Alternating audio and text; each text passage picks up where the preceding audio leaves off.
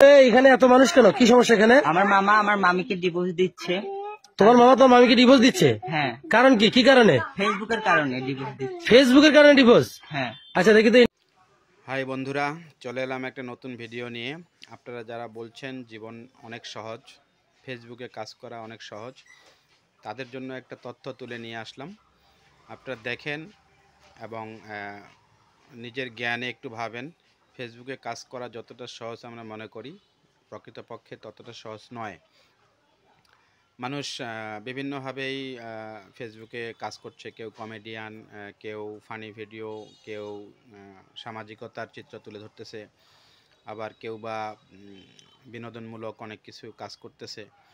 তার মধ্যে একটা ছোট্ট উদাহরণ দিয়ে আপনাদের দেখিয়ে দিচ্ছি যে ফেসবুকে নিয়মিত কাজ যারা করেন, বিশেষ করে অতিমাত্রায় যারা ফেসবুকে কাজ করেন, ঠিক তাদের জন্য কত সমস্যা পরিবারে তৈরি হয় সেটা বোঝা বড় মুশকিল যদি না দেখেন ভিডিওটি।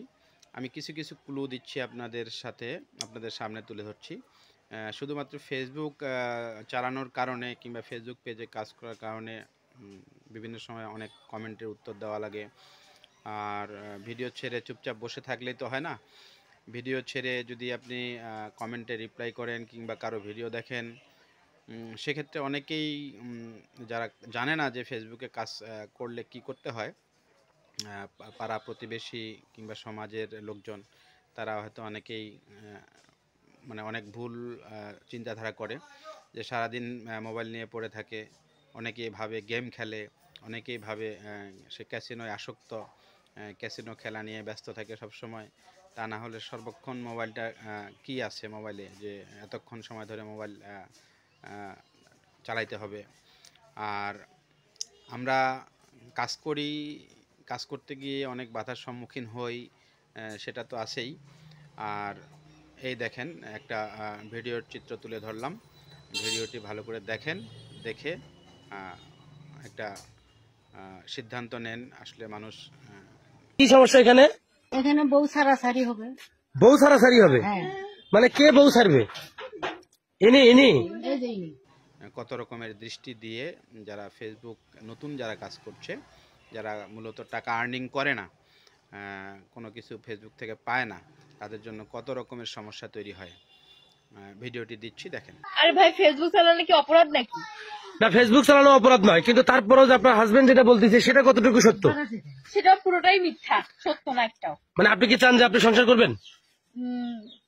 হ্যাঁ, সংসার করবো না কেন? তাহলে একটু আগে যে উনি বললো যে আপনি নাকি বলছেন যে আপনি ফেসবুক ছাড়তে পারবেন না, প্রয়োজনে সংসার ছাড়বেন, এটা সত্যি কিনা? এটা সত্যি। এটাও সত্যি? হ্যাঁ। আচ্ছা, তার মানে আপনি ফেসবুক চালাবেনই? হ্যাঁ। ফেসবুকে কাজ করার কারণে বলা যায় একটা সংসার ভেঙে যাচ্ছে। ডিভোর্সের মতো কঠিন একটা সিদ্ধান্ত সেটা নিতে হচ্ছে। আসলে এরকমটা সমাজে যাতে না ঘটে আমরা সকলেই চাই। তার কারণ হচ্ছে মানুষের স্বপ্ন অনেক ধরনের থাকে। কেউ ফেসবুকে লাখ লাখ টাকা ইনকাম করছে, তার জন্য ঠিক আছে, তাকে সবাই চেনে কন্টেন্ট ক্রিয়েটর হিসাবে। সে ফেসবুক মোবাইল চালাইলেই বোঝে যে সে ফেসবুকে কাজ করতেছে।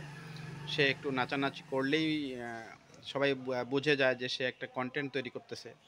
কিন্তু আমরা যারা নতুন, যারা এখনও কন্টেন্ট ক্রিয়েটর হইনি কিংবা কোনো উপার্জনের মতো রাস্তায় যাইনি, তাদেরকে নিয়ে যত রকমের ভাবনা চিন্তা মানুষের মনের ভিতরে কাজ করে, সেগুলো যদি যারা কাজ করে তারাই বোঝে, সেগুলো সবাই যদি বুঝতো, তাহলে আমার মনে হয় যে এরকম একটা সিচুয়েশন তৈরি হইতো না।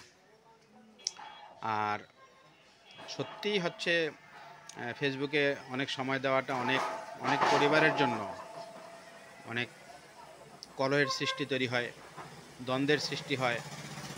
তুমি কি পাচ্ছ ফেসবুকে? এভাবে সারাদিন মোবাইলটা নিয়ে পড়ে থাকো, অনেক রকম প্রশ্নের সম্মুখীন হতে হয়। আচ্ছা, আপনি বলেন তো, আপনার যে ভাতিজা যে বলতেছে যে আপনার বৌমা ফেসবুক চালানোর কারণে সে আজকে ডিভোর্স দিবে, এটা কি ঠিক কিনা? এটা ঠিক। প্রতিদিন এদের মধ্যে দ্বন্দ্ব বাজে এই ফেসবুক চালানো নিয়ে। বউটাকে আমি অনেক নিষেধ করি, আচ্ছা। আমার ছোটকে নিষেধ কিন্তু শোনে না। বারণ মানে না তারা। থাকবে একসাথে থাকলে। ও আচ্ছা, একসাথে থাকলে সমস্যা থাকবেই। তার মানে কি এই সমস্যাটার সমাধান করতে গেলে ওদের আলাদা হয় দরকার নাকি? জল বাজে 3 বার, বাজবে 2 বার, আচ্ছা আচ্ছা কিন্তু থাকবেই। আচ্ছা, তার মানে যেটা বোঝা গেল এদের এই সমস্যাটা আজকে দীর্ঘদিন ধরে চলতেছে। আচ্ছা, তো শেষ একটা প্রশ্ন করব, আপনি আপনার সিদ্ধান্তে থাকিয়ে যাবেন নাকি? আপনার সিদ্ধান্তে থাকবেন এই? ভিডিওটি দেখে কি বুঝলেন একটা মতামত অবশ্যই রেখে যাবেন, আর খারাপভাবে কেউ কোনো কিছু নেবেন না। একটা গুরুত্বপূর্ণ কমেন্ট অনেক কিছু বুঝিয়ে দেয়। আশা করব একটা গুরুত্বপূর্ণ গঠনমূলক কমেন্ট রেখে যাবেন। ভালো লাগলে লাইক, কমেন্ট, শেয়ার করবেন।